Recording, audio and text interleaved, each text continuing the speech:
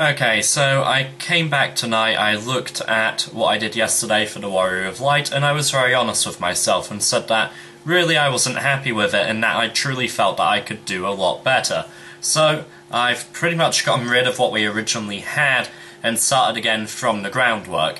Now, with the groundwork I have done most of it without actually recording the screen. What I did want to do was sort of go over what the changes are and why they've been made. You know by now how I actually do the groundwork and, you know, how I usually throw lines together.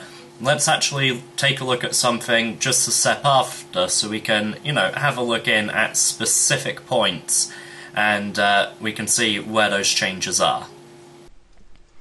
Okay, so for those who didn't watch yesterday's video, and for those who didn't, damn you, it was a good video, you should go watch it. This is what I drew when I was admittedly a little frustrated, probably not concentrating as much as I should have done. And this is supposed to be the Warrior of Light from Dissidia for Andy. First thing that I want to draw attention to is just the arm here. Issue I made is that it's in an awkward position, so imagine you've got obviously your ball socket for the actual shoulder there and then the arm coming down, and then sort of a more restrictive socket here, and then the arm's coming out this way. That doesn't really look that natural or comfortable. Ideally you want to avoid doing this with an arm. Preferably you would either do that or have it bend inwards like that. It just doesn't really look right to do this, because then when you're layering even on top, you've got obviously your muscles going on which just won't quite seem right, you know what I mean? It's just not, even if you're an untrained eye you can say, oh, that shouldn't be like that. It's like when someone dislocates a shoulder or something, you can tell from looking at them, oh, hang on, that's messed up, we need to get this guy to a hospital or something. And I don't really want my characters looking like they need medical attention. The other thing is the head. I probably would have brought that down a little lower. Maybe would have made it a little bigger just in relation to the rest of the body. We've got the armor here just on the chest and torso area, which, to be honest, just looks like it's sitting on there, like I've literally just painted it onto his skin. What doesn't help is that here is extremely flat. It's pretty much a straight line. It doesn't take into effect the rib cage that's underneath. So here we've got a curve where we should have one, and here is where we should then have sort of the abdomen. So we've got, naturally, if it's a physically fit character, no bit of a six-pack going on here. This, to help with that, should be coming in sort of like that, so we've got a little bit more of a gap and a jump in, but because the original drawing didn't really pertain to that, it's now just not going to work. The chest plate as well, it doesn't look like armor sitting on top. Again, it just looks like someone's painted it straight on. These are all things that really needed changing and fixing. I think it was beyond naturally repairing the original drawing. These legs as well are very wooden, very straight, very awkward looking legs. So what I did do was pretty much scrap this all together. So let's just get rid of this.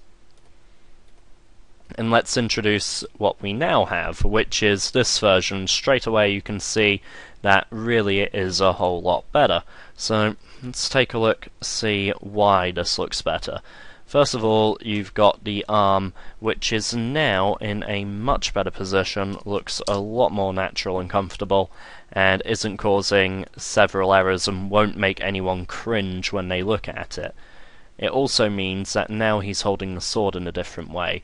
Beforehand, the sword was very much sort of coming out at you, which meant it had to do this, which you can't really do perspective that easily on a blade which is meant to be very, very thin at the top, and then wider at the base. It's extremely hard to do in perspective, and to be honest, I was probably a bit of a fool for trying that this early on. Essentially, I would have had to have done that, and then when you consider all the little details that are on that sword, Yeah, it just wasn't smart. And I don't think I would have been able to do it well enough to warrant keeping it out that way.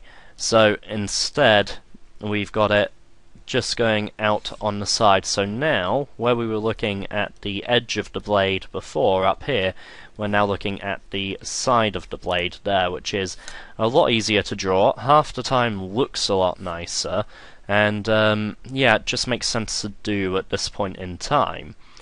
If we can now move over just to this whole area, which you can tell looks quite a lot nicer now. The reason being is because the chest plates actually look like separate plates, like they can move independently and like they're actually on top of something. And you can very, very clearly now see the abdomen six-pack area just here, and we've got this curve, this all-important curve right here that wasn't included before, which does mirror and match, of course, this curve, which we did have previously, and just didn't really use. And you can sort of see now underneath where everything else would be.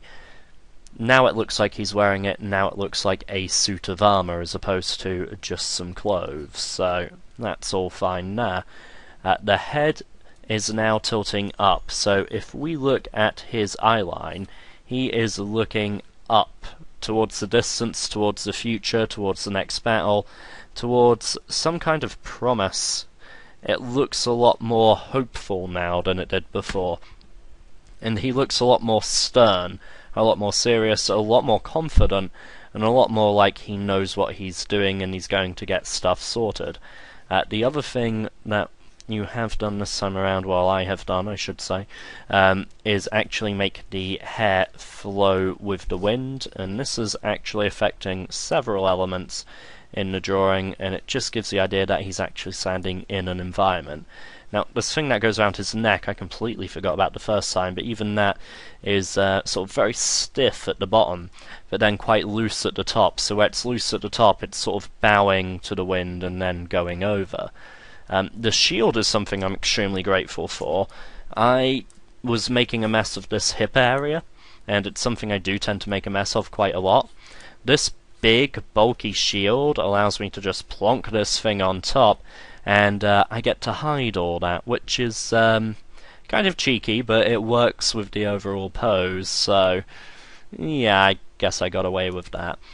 The legs are now different as well, so what you've got to make it look like he's on more of a base and actually standing and balancing himself is you've got one foot facing out in one direction and another foot facing out towards the viewer. It is an old trick to make someone look like they've actually got their feet apart and have them both, you know, pointing in different ways, because humans don't stand with both of their feet straight forward. It just plain doesn't happen. Also, it makes the image just look a little more interesting and means that with the cape and everything else, naturally with the wind billowing in this direction, as you can see here, ooh, that's where the wind line would be, you're now going down him in your view line, so the eye is being drawn all the way down, and it sort of jumps this gap because it's what the human eye does, runs back up the cape, and then from the cape back to the head, jumps across the antlers, and then runs back down the body again. Now this arm directs it straight to here, which leads it back to the legs lead it back around. This is called moving the eye around the page and making sure that anyone looking at your work doesn't have a start and end point. They should be able to start gazing at it anywhere and basically just have their eye go around and around and around and around and around and around and around and just keep on going. So let's get rid of all that mess so that we can just see what we've got there. Now with this, I'm a lot happier with how this one has turned out compared to the last one. Tomorrow I plan on jumping in with the inks for this, so we'll get some inks down, some finer details, we'll start hashing it out to hopefully get it to a point where it would then be ready for some basic colour.